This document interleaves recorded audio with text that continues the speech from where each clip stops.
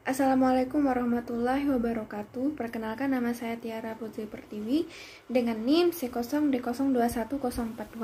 Di sini saya akan mempresentasikan mengenai konsep rekonsiliasi atau koreksi fiskal dalam akuntansi perpajakan.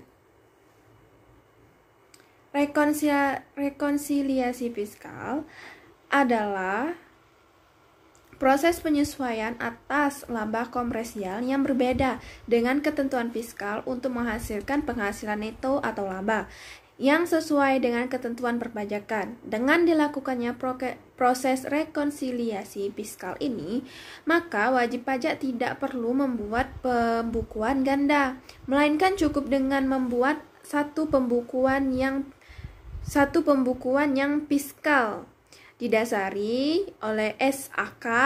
Setelah itu dibuatkan rekonsiliasi fiskal untuk mendapatkan laba yang akan digunakan sebagai dasar perhitungan pajak penghasilan.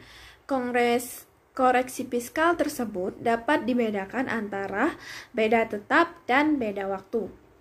Perbedaan antara akuntansi dan fiskal tersebut dapat dikelompokkan menjadi beda tetap atau permanen difference, dan beda waktu atau sementara atau timing difference.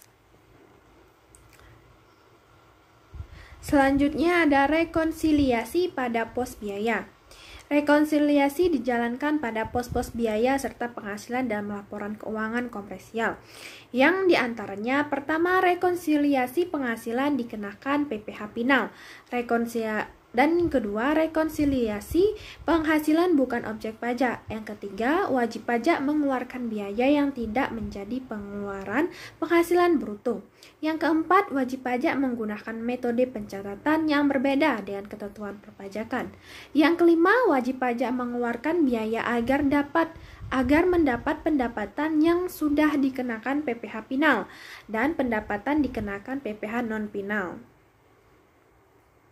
Tujuan rekonsiliasi fiskal, metode atau cara untuk mengetahui perbedaan yang ada pada laporan keuangan. Rekonsiliasi fiskal memiliki beberapa tujuan yang meliputi: pertama, ada memeriksa draft laporan keuangan. Tujuan pertama ini dilakukannya rekonsiliasi fiskal adalah agar perusahaan dapat memeriksa kembali draft laporan keuangannya sebelum nantinya diserahkan ke Ditjen Pajak.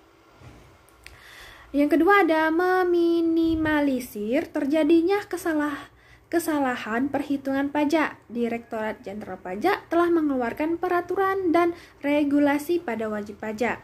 Yang ketiga, ada meminimalisir adanya kesalahan hitung.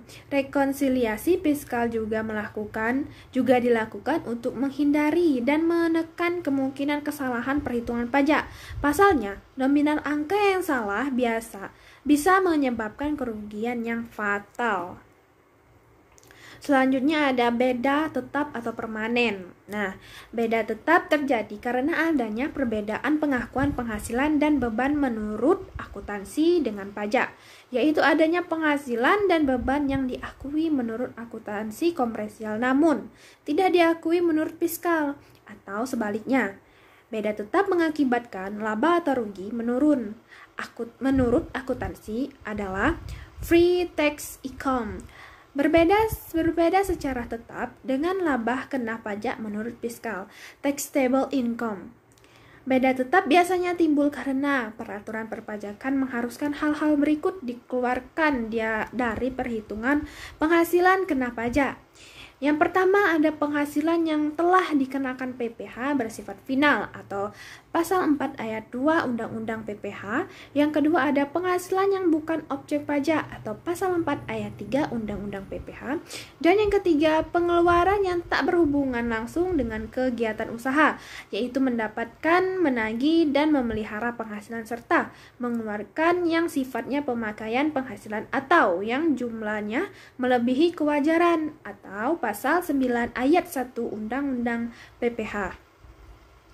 biaya yang digunakan untuk mendapatkan penghasilan yang bukan objek pajak, dan penghasilan yang telah dikenakan PPh bersifat final.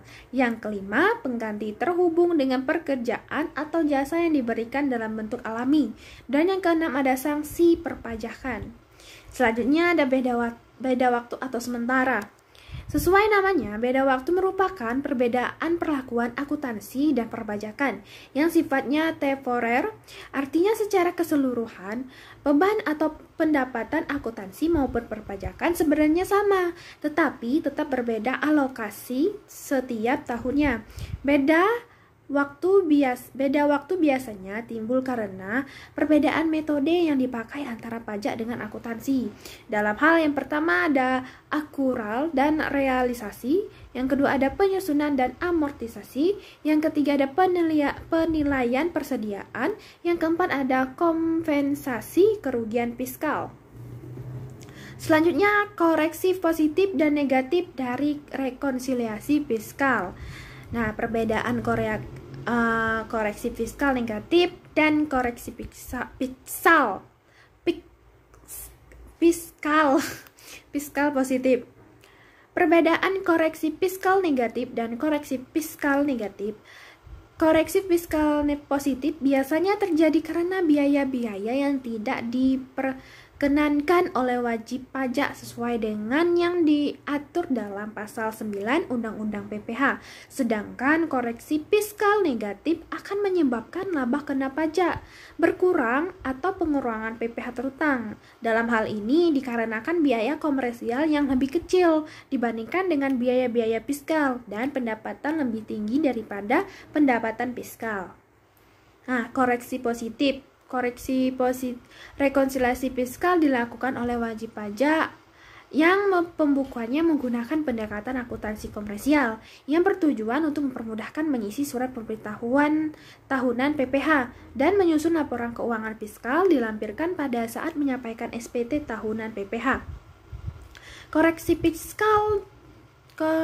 fiskal dapat berupa koreksi positif dan negatif karena koreksi positif terjadi apabila laba menurun, fiskal bertambah. Koreksi positif biasanya dilakukan akibat adanya yang pertama adanya beban yang tidak diakui oleh pajak atau non-deductible expense, dan yang kedua ada penyusunan komersial oleh besar dari penyusunan fiskal. Yang ketiga ada amortisasi komersial lebih besar dari amortisasi fiskal. Yang keempat ada penyesuaian fiskal positif lainnya. Dan selanjutnya ada koreksi negatif. Koreksi negatif terjadi apabila laba menurun, fiskal berkurang. Koreksi negatif biasanya dilakukan akibat adanya yang pertama, penghasilan yang tidak termasuk objek pajak. Yang kedua, penghasilan yang dikenakan PPh bersifat final. Yang ketiga, penyusunan komersial lebih kecil daripada penyusunan fiskal. Yang keempat, amortisasi komersial lebih kecil daripada amortisasi fiskal. Yang kelima, penghasilan yang ditangguhkan pengakuannya. Yang keenam, ada penyesuaian fiskal negatif lainnya. Laporan keuangan komersial dan laporan keuangan fiskal. Laporan keuangan komersial disusun berdasarkan standar akuntansi keuangan yang tujuannya adalah menyediakan informasi yang menyangkut posisi keuangan, kinerja, serta perubahan posisi keuangan suatu perusahaan yang bermanfaat bagi sejumlah besar pemakai dalam pengambilan keputusan ekonomi.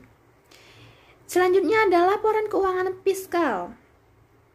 Merupakan produk yang dihasilkan dari akuntansi yang harus disajikan pada periode untuk disampaikan kepada pihak manajemen. Laporan yang disajikan dari akuntansi komersial ini menggunakan konsep, metode, prosedur, dan teknik-teknik tertentu untuk menjelaskan perubahan yang terjadi pada saat aset neto perusahaan sebagai entitas. Penggunaan konsep, metode, maupun prosedur diperlukan juga dalam perpajakan sebagai dasar menghitung besarnya pajak yang terutang. Itulah yang dapat saya sampaikan. Saya mohon maaf apabila terjadi kesalahan saat penyampaian. Saya akhiri. Wassalamualaikum warahmatullahi wabarakatuh.